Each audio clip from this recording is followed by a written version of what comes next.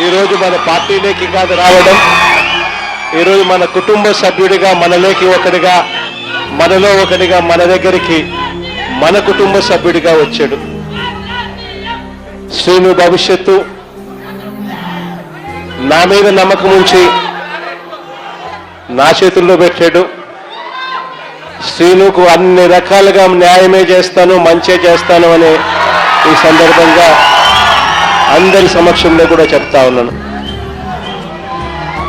రేపల్ల నియోజకవర్గంలో మోహన్ యువకుడు, ఉత్సాహవంతుడు, బాగా గట్టిగా కష్టపడడానికి ముందుకొచ్చాడు. మోహన్కు మీ అందరి మద్దతు ఉండాలి. శ్రీను తన సొంత తమ్ముడిగా మోహన్ను భుజాన వేసుకుని మోహన్ను గెలుపు బాధ్యతలు కూడా శ్రీనునే తన భుజస్కంధాల మీద వేసుకుని తను గెలిపించే బాధ్యతలు కూడా తీసుకుంటా ఉన్నాడు.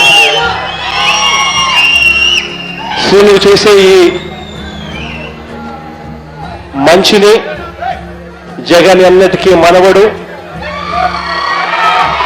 మనం అధికారంలోకి వచ్చిన తర్వాత శ్రీనును సంతోషపడే విధంగా అదే చట్టసభలో పక్కనే కుర్చీ వేసుకొని మళ్ళీ కూర్చోబెట్టే కార్యక్రమం జగన్ చేస్తాడని కూడా ఈ సందర్భంగా చెప్తా ఉన్నాడు.